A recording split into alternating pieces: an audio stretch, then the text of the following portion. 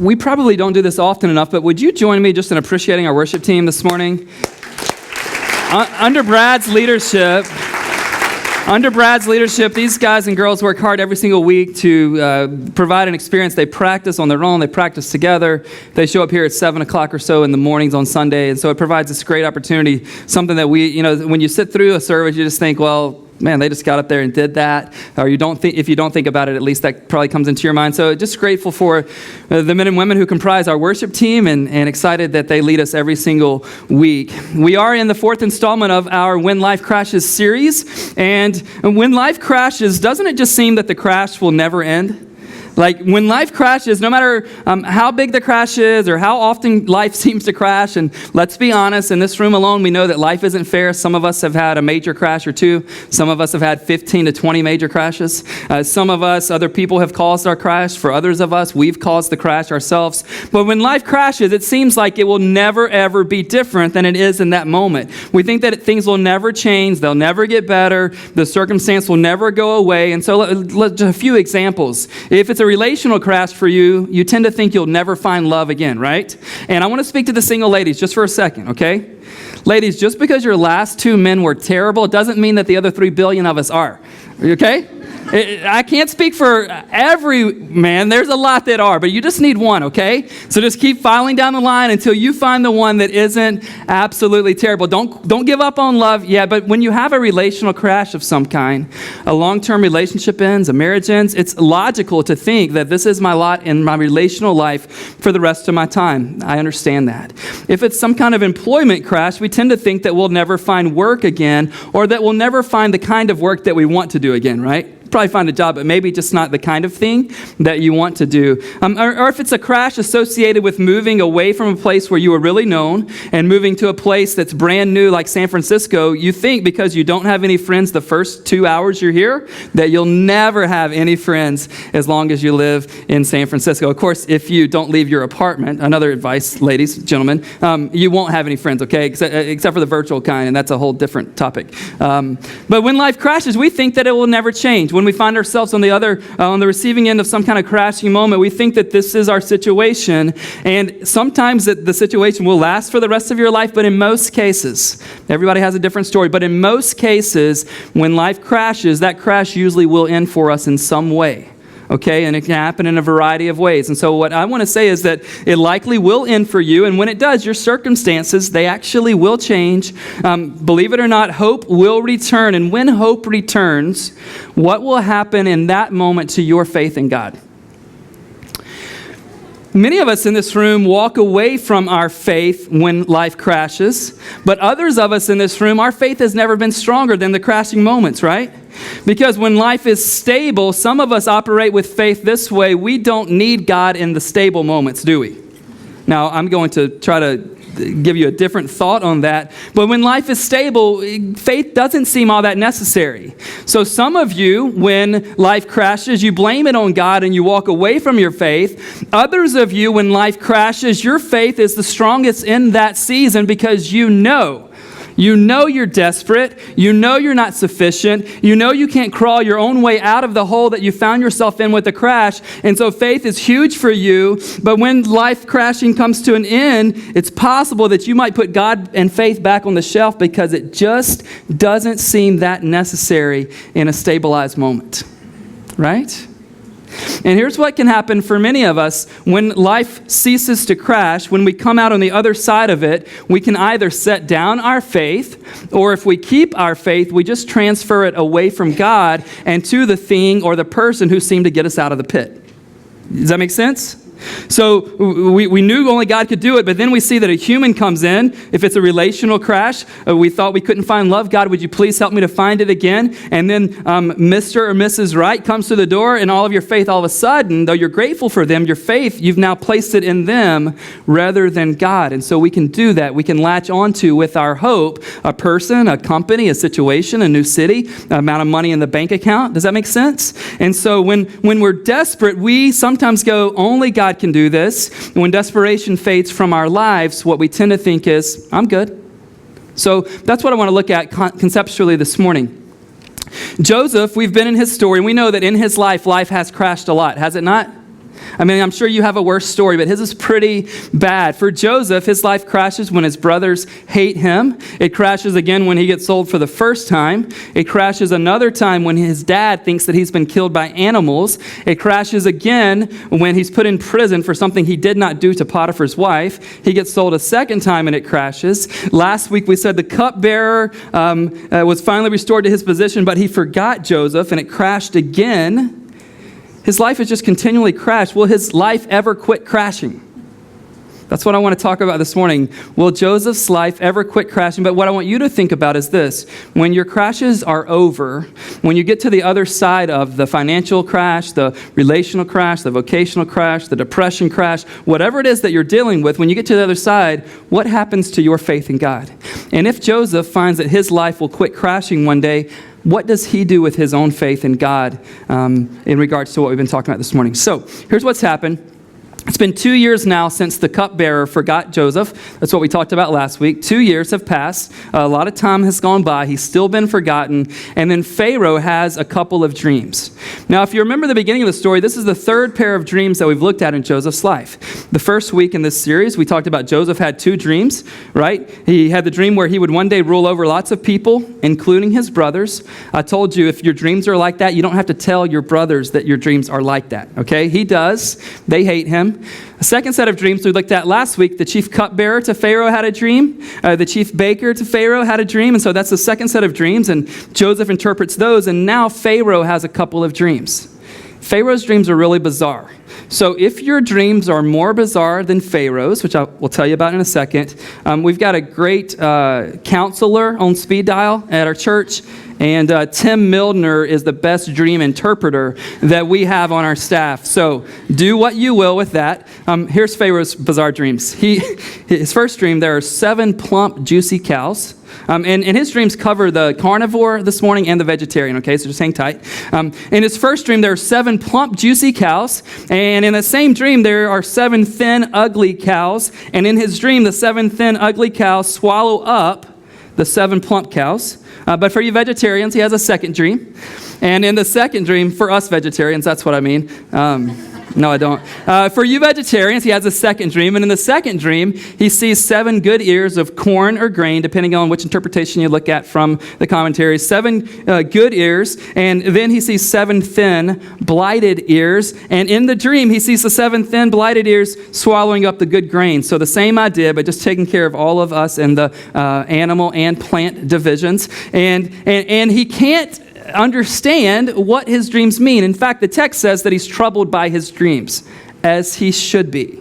Now, some of you are thinking, Pastor, I've got one better than that. Don't tell it to me right now, okay? I do want to hear it later, but don't tell it to me right now. And so he can't find any magician in Egypt, and he can't find any wise man in Egypt who can tell him what the dreams mean. And it's at this moment, 2 years later, that the cupbearer finally remembers Joseph, right? Better late than never, I guess. It's been like 730 days since the cupbearer has remembered Joseph from when he was supposed to remember Joseph. And he tells Pharaoh, I know this young Hebrew that can interpret dreams. And Pharaoh summons for Joseph. Joseph comes in to see Pharaoh. Pharaoh tells him the bizarre dream, and Joseph tells him, here's what your dreams mean. You will have 7 years of plenty, 7 years of abundant produce, followed by 7 years of famine. And Pharaoh, here's what you need to do. I don't know if this would work with your bosses, but when you think about telling your bosses to create a position that you hope they'll put you in, that's kind of what happens with Joseph. Not sure of his intention, but he says to Pharaoh, you need to choose a person who will oversee the entire land of Egypt. And then you need to have other overseers over particular portions of Egypt. So that's what he says. And he says what you need to do in the 7 good years, you need to save 20%. You need to save 1/5 of all the produce so that you will have something in the lean years. This is a great principle for us when you think about savings and those kind of things. If you can't do 20%, start at 2%. But just he's saying in the good years, in the plentiful years, save 1/5 of all the produce so that in the lean years, during the famine, we'll have something to eat. And that's what the proposal is from Joseph to Pharaoh. Now, if you have a Bible, would love for you to turn to Genesis 41 to see what reaction happens here. And if you need a Bible, raise your hands. We would love to place one into your hands, and we're on page 23. If you get one of these Bibles that are coming your way, this is yours to keep. For the rest of us, Genesis 41, first book in the Bible. We'll start at verse 37, and the proposal has just happened. Joseph has just said to Pharaoh, here's a position you need to create. We don't see Joseph's intentions, but we know that Joseph wants a way out of prison, and boy, is he going to get a way out of prison. If you guys would stand with me, Genesis 41, 37 through 45. Remember what we're thinking about this morning. When life no longer crashes, what happens to our faith? When the moment of crashing is done with, when we get to the other side of it, what happens to our faith? And here's what happened for Joseph. This proposal pleased Pharaoh and all his servants. And Pharaoh said to his servants, "Can we find a man like this in whom is the Spirit of God?" Then Pharaoh said to Joseph, "Since God has shown you all this, there is none so discerning and wise as you are. You shall be over my house, and all my people shall order themselves as you command. Only as regards the throne will I be greater than you." And Pharaoh said to Joseph, "See, I have set you over all the land of Egypt."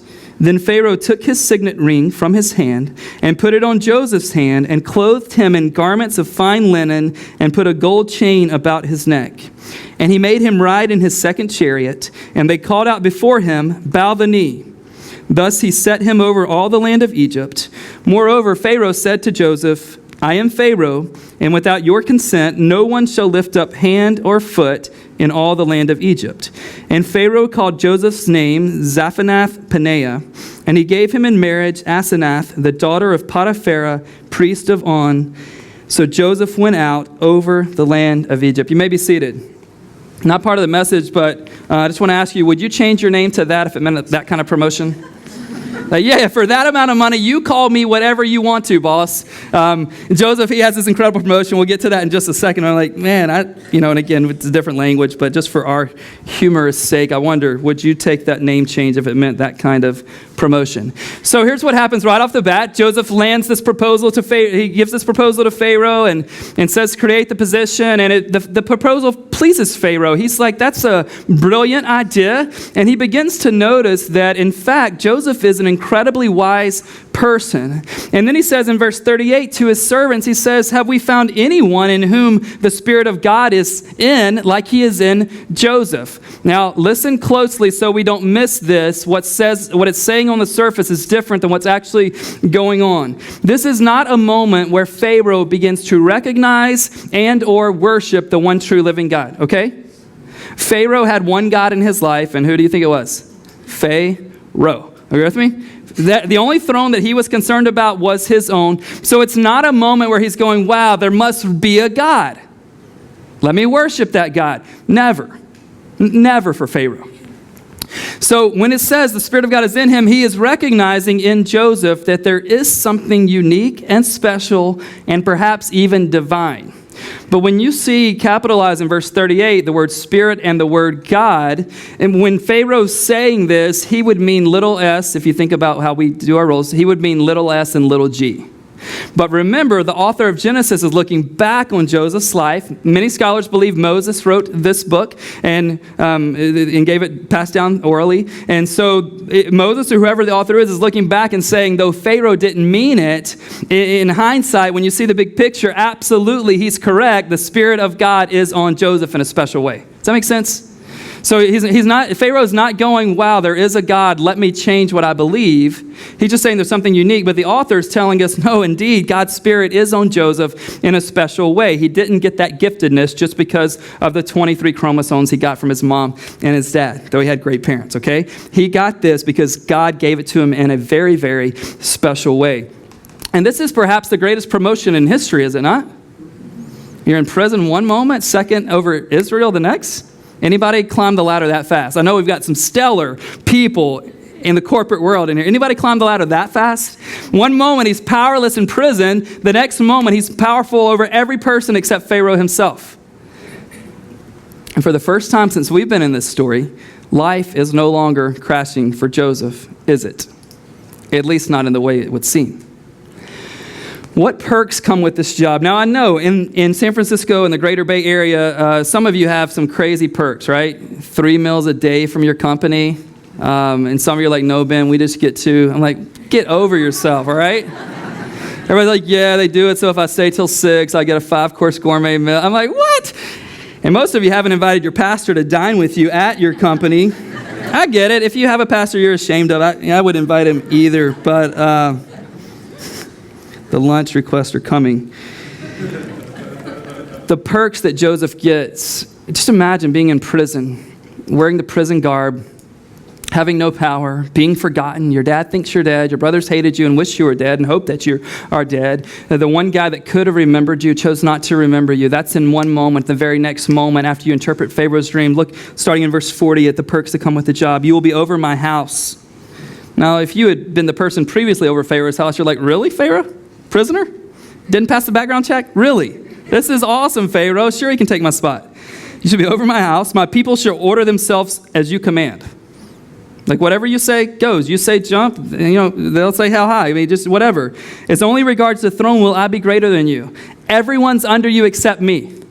Everyone. Verse 41. I've set you over the land of Egypt. 42. Here's my signet ring. Here are garments of fine linen that he clothes him in, and he wants to make sure he has enough bling, so he sets the gold chain around his neck. I mean, this guy has got perks like crazy. And if you go on verse 43, he gives him the second chariot. Like, you can't have the Ferrari, but the Lamborghini is yours. He sets him in the second chariot, and as they go through, of course, everyone does this for Pharaoh, but Pharaoh instructs them not about Pharaoh. They understand that, just so you know. They know what to do when Pharaoh shows up. Bow the knee. But Pharaoh tells them now that this guy has almost equal authority and power as I do in Egypt. When he comes by, bow the knee. In prison one moment, begging God to get you out. The next moment, people are bowing before you. But didn't he have a dream about that? And now he's getting the perks. Life is no longer crashing for Joseph. Things are really, really good for Joseph. And this, as someone pointed out to me recently, would be the greatest defining moment perhaps of Joseph's life. How so? When Joseph was exercising faith in God, life crashed a lot for him, did it not?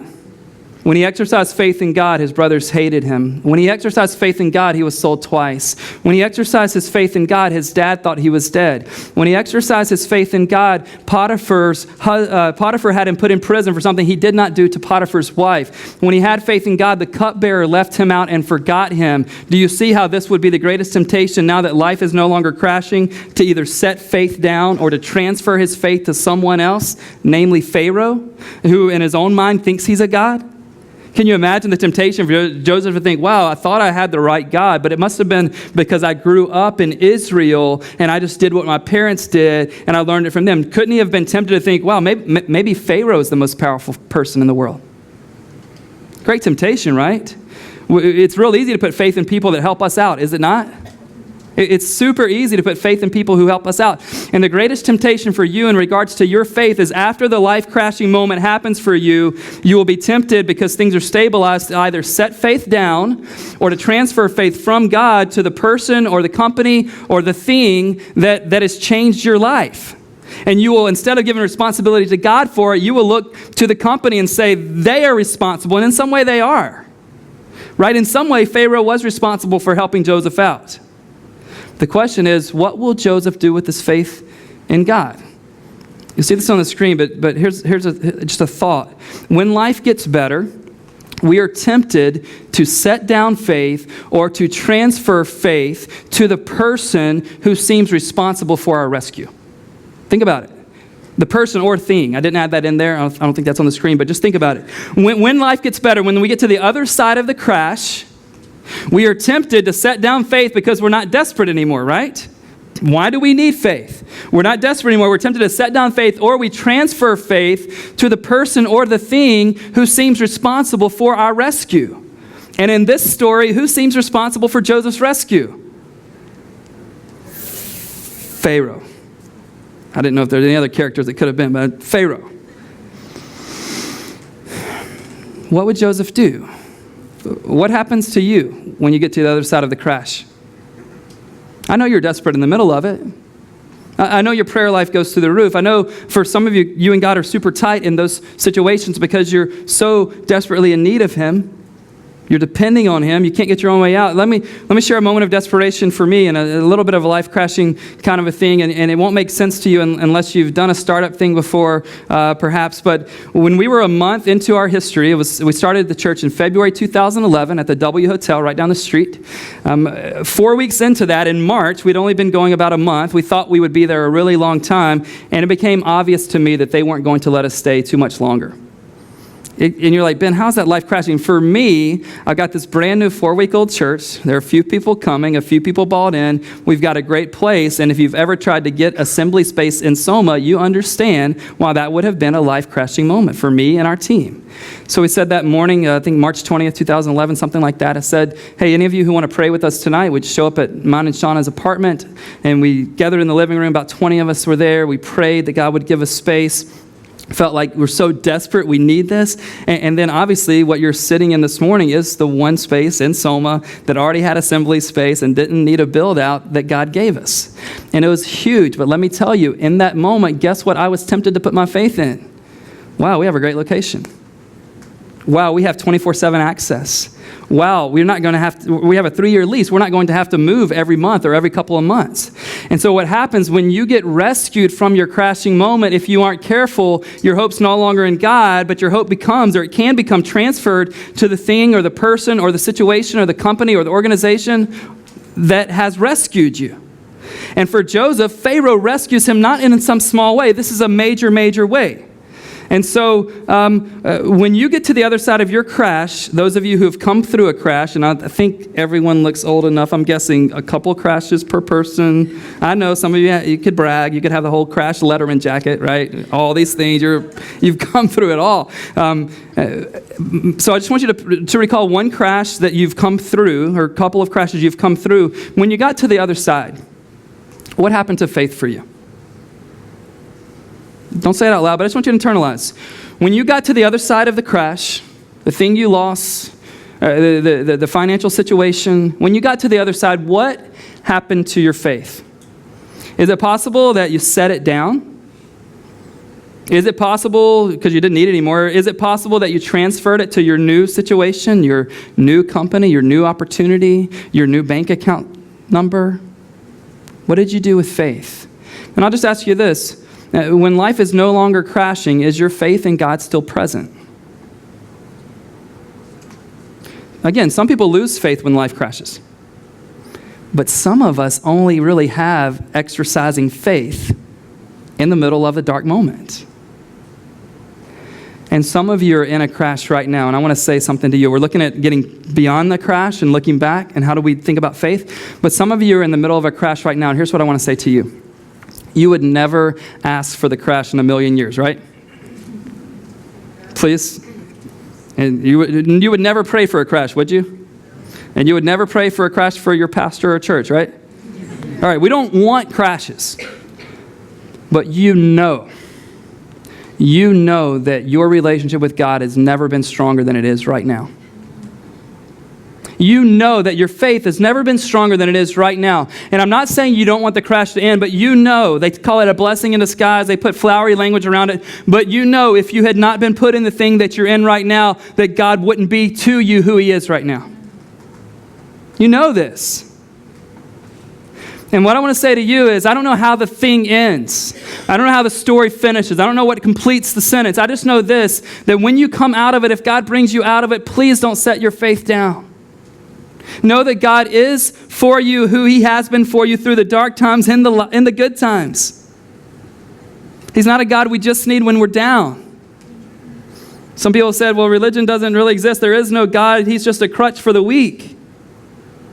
He is a crutch for the weak. Half of it is true. He certainly is that, is He not? But He also delights in His children. He's also a good Heavenly Father. And I don't want us to miss that aspect. So when we come out of the crash situation, that we don't set down faith because all of a sudden it doesn't seem necessary. People say to me all the time, and it's a great question, Ben, why does it seem like God's at work so much more in third world countries? I'm not saying life is easy for them. Of course it isn't. But I will say this. I think they have less things to set their hope in than you and I do. They just have less things to set their hope in. What do we have? We have a great city to live in. We all have mostly at least roofs over our head. Most of us who want a job have a job or will have a job or have had a job, relationship. I mean, on and on and on. It's because they don't have all of these other compartments that they can throw hope in. And some of us living in such an affluent generation, in such an affluent country, and in such an affluent part of the country, no matter what you think about your own financial situation, the reality is this: there are a million other things for us to put hope in. And think about it with your bank account. When you're in crazy debt and you see no way out and the math doesn't make sense, you're pretty desperate for God in that moment, right? But when the numbers are favorable, and some of you, I know that's just a hypothetical experience. I totally get that. Like, I'm sure it would be like that, Ben. But we're tempted to place our faith elsewhere. We're tempted to set our faith down. And what I don't want to become, yes, I want to be a church that desperately prays, right? And one of the things that's difficult in my mind as a pastor is, as the church has grown, there are so many awesome things happening in people's lives in our church and so many destructive or sad things happening. And I don't know how to get the two together, but I think it's just the sense that, hey, let's have faith in both. And some things we're thanking God for it, and other things we're begging for his help. And just to get our minds around that, but could we have this collective faith? I know it's individual and personal, but it's also collective and communal. Could we have this faith for one another that says, in great times, let's believe that God has done this for us. In tough times, let's believe that he's still faithful and that he can do something different than what our present reality is. I want to be a part of a church like that. Well, what about Joseph? Does he keep his faith? Look at verses 50 to 52. 3 short verses, but this will tell us everything we need to know about, did Joseph keep his faith when Pharaoh bailed him out? It says, before the year of famine came, 2 sons were born to Joseph. Now, all of you who want to show off your math skills, this is high-level math. What year is it since the good times started coming? The year before the famine came? 7th. It's the 7th year. All right, just checking on you guys. Some of you are like, Ben, I thought it was more difficult. No, it's just 7 years of good. This is the year before the famine came. It's the 7th year since all of the decree had come down. Asenath, the daughter of Potiphar, priest of On, bore them to him. Joseph called the name of the firstborn Manasseh, for he said, God has made me forget all my hardship and all my father's house. The name of the second he called Ephraim, for God has made me fruitful in the land of my affliction. A few things that are amazing about these short verses. The first one is this. It is really clear to me that Joseph, not his wife, won the name war. This is a miracle in and of itself, right? It obviously, the name did not come from the Egyptian side of the family. But in a serious way, I want to let you know how we know that Joseph's faith remained intact. And I want to let you see how we know that Joseph looked to God as the one responsible, not Pharaoh. He named the first one Manasseh, meaning God has made me forget all of my hardship in my father's house. God has made me forget all of my hardship, not cognitively, but the pain, the weight, the moment of crash, how it was on him for year after year after year. He's saying, God made me forget. So the first thing you see is that he's named his sons Hebrew names. Now, if he had walked away from his faith, guess what he wouldn't have done? No way they would have got Hebrew names if he thought it was a hoax. No way they would have gotten Hebrew names if he really didn't want to remember his father's household at all. He's not in Israel. There's no great temptation in the culture for Joseph to name his kids Hebrew names. As far as we know, there are no Hebrews around. He gives them Hebrew names. First one, Manasseh, meaning God has made me forget. What has he made you forget, Joseph? He's made me forget all of my hardship. He second says that he's made me forget all of my father's household. Now we know that this can't mean that he doesn't think about his family anymore.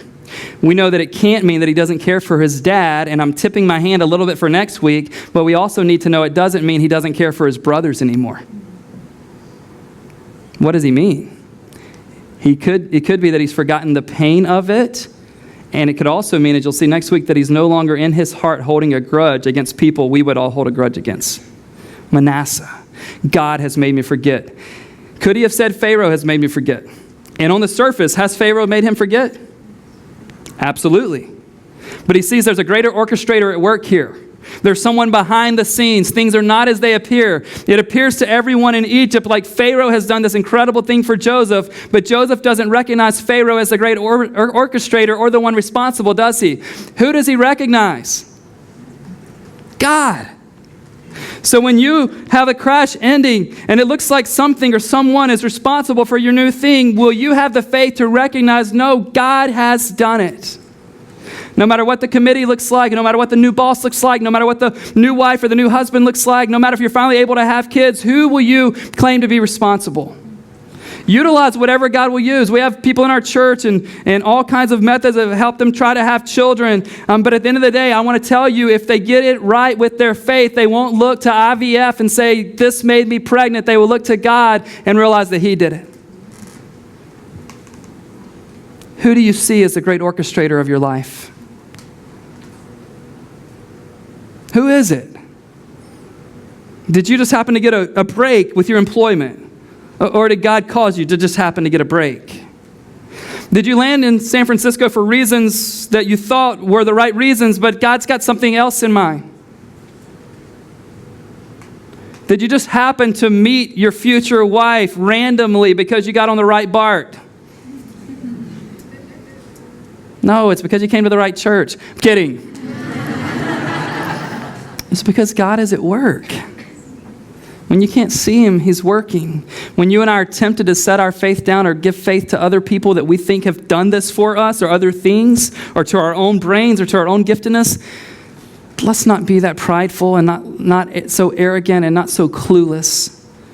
God is at work. Remember what we said a few weeks ago? Things are not always as they seem. God is at work, though. And Joseph recognizing that God has done this. And then he finishes by telling us Ephraim's name. It means God has made me fruitful in the land of my affliction, is why he called his second child Ephraim.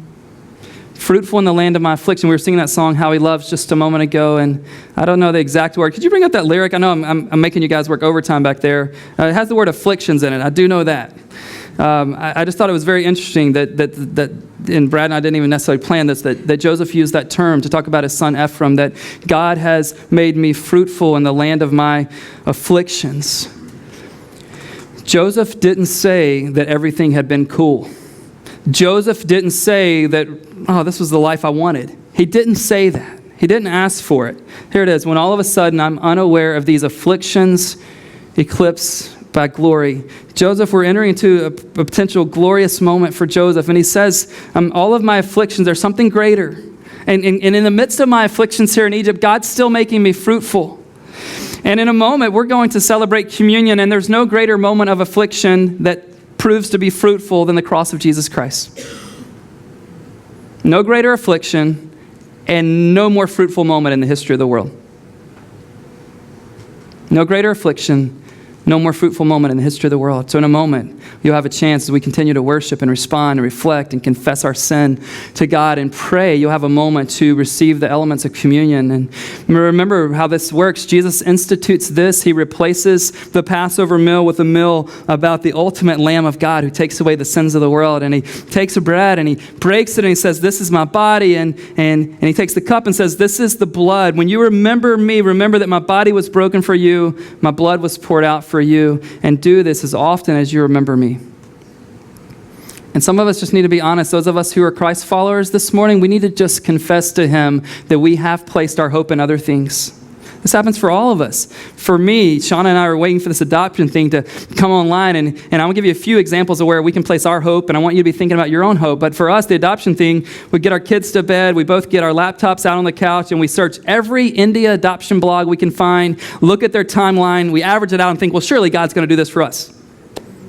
But what if He's not going to do that? Now, it's helpful until it drives us crazy, but what if He's not going to do that?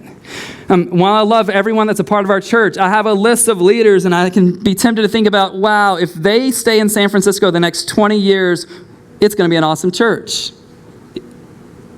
And you're on the list, in case you're wondering. All right, 20 years. I'm actually about 32 years away from retirement. So 32 years. If the best leaders in our church, if they'll just stay, I can be tempted to put my faith in them and to think that God will do special things because of circumstance. When it comes to our parenting, we work hard to create a great environment for our kids. We learn from many of you. We read things. We talk about it. We pray about it. But I can't put my faith in the environment in which our kids are growing up. It's helpful, but I need to not put my faith there. I need to put my faith in God, who can overcome any environment they find themselves in, even if it's not the one we created one day. What are you tempted to put your hope in? What circumstance that if it were to be a certain thing, you would place your faith there, you would place your hope there? Enjoy great circumstances. Enjoy seasons where life is no longer crashing. Celebrate that. But let's not put our faith attached to a person, a thing, a company, a relationship. Let's attach it to God.